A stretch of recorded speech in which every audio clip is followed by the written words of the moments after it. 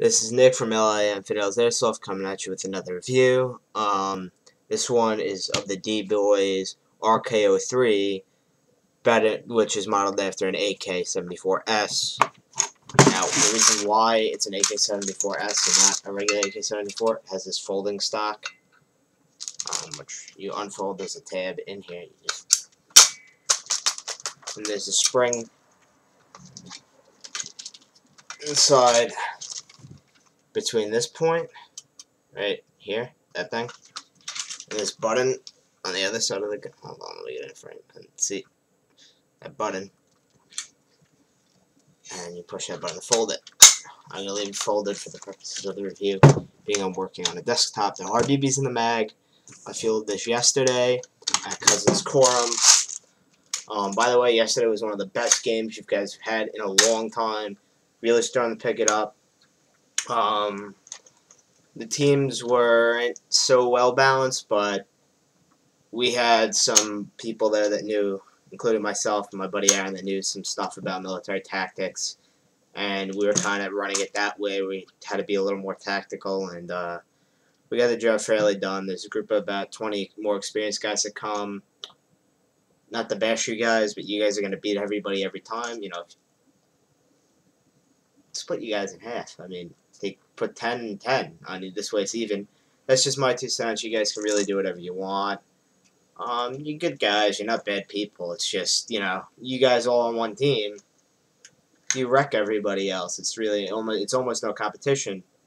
But then more experienced players did leave, and then it was a smaller game. It was a lot more fair and balanced, and there's still a few experienced guys left. They were pretty cool, but I got a chance to play with some really cool guys. Don't get me wrong. Anyway, on to the review, because I will be reviewing the game in a separate video. This is the dboys RKO3.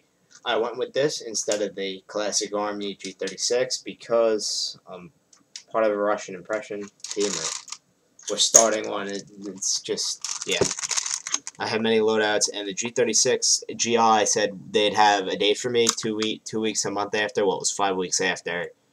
And they didn't have anything, and I was getting pretty impatient. I was like pretty pissed. Like, you guys said a month, like, you know what I mean? That apology, that they had no idea. I don't even think they ordered it. Whatever. I got this one. I'm actually very happy with it. The externals are great. I wound up getting the full steel version. By some twist of fate, it wasn't supposed to be, but I did.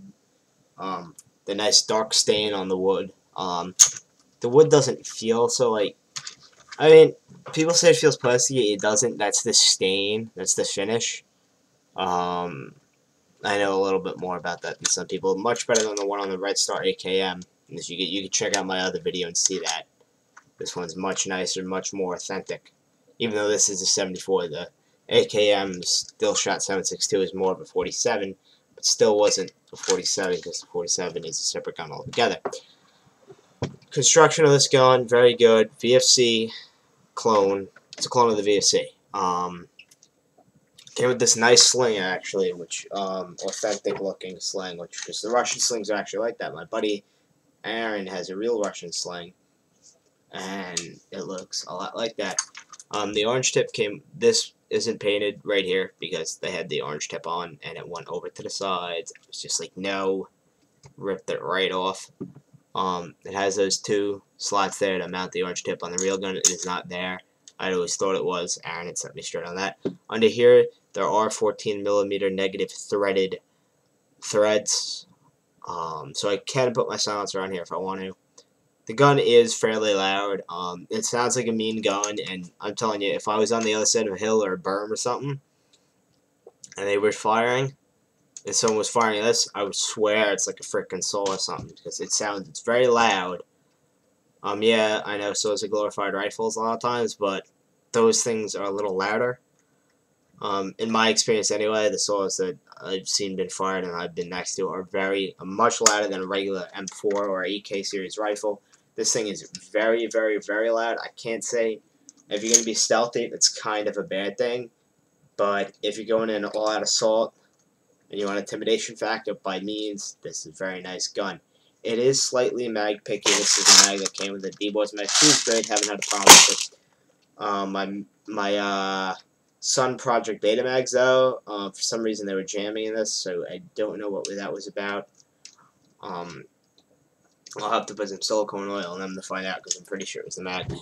I do not have the sling on the exact proper way, but it's working. At first I thought it was a 1-point, but it's not. You just have to see what I did there. There's a correct Russian way to do it, and I'll have to have Aaron show me, unless I am doing it the right way, but I don't believe so.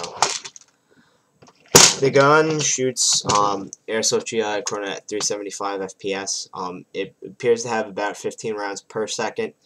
It's pretty high rate of fire at that FPS, and that's on a 1600 mod 9.6, which is what I run in this gun. And even on the 1200 mod 9.6 that it came with, it still had a good rate of fire.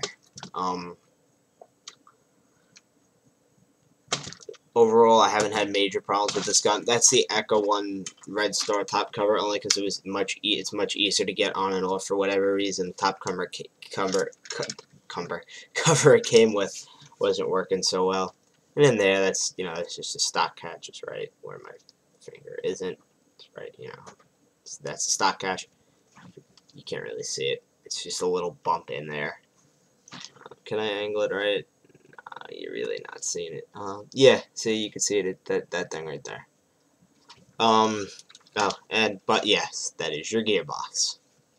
Version 3 in an AK. Selector switch. The only gripe I have is that on this particular one I got, I have to actually get that off the receiver, then that's semi-auto. That's just something with the selector gears that needs some fine-tuning, or maybe a little something else. Me and Aaron had the gun open, and he was messing around with the selector gears trying to fix that problem. Wasn't really doing it, so, but whatever. So this is full auto, and that's semi for mine. The normal one, semi would be right there, so it's really not that much big of a difference. I have no problems with it. Charging handle, hop up is decent, is what you expect. Accuracy is pretty good. After about 120 feet, things just pepper. Not 120 feet, I'd say maybe 200 feet, everything starts to pepper. It does have that range. It's just not that accurate at that range. So I'll put a Type 4 in here, better hop up. And I'm thinking about doing a custom gearbox build for this. Just building a custom gearbox and new motor and everything, because I do want to do that, start doing that to my guns. But I'm also looking into a VSR 10, and because I love sniper rifles, that's no secret. I have 9-inch, that scope that's on my ASR that you see in the review. I had that on M4s and DMRs. I've used that, a lot. So I'm thinking about making my AKM into a DMR as well. But yeah, this is the dboys RK03 review, and it's a good gun.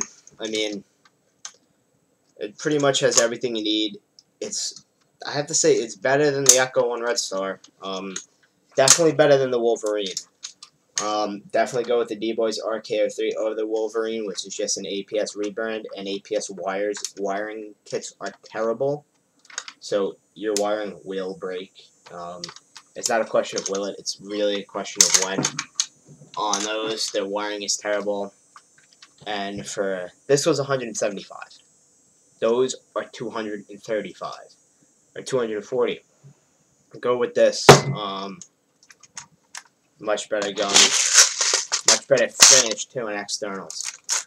The wood grips on the Wolverine tend to get loose, and on the Red Star series get really loose. From the dboys owners I know, these really don't come loose. These are going to stay where they are. And I have to say the finish, the Wolverine finish I do like as well.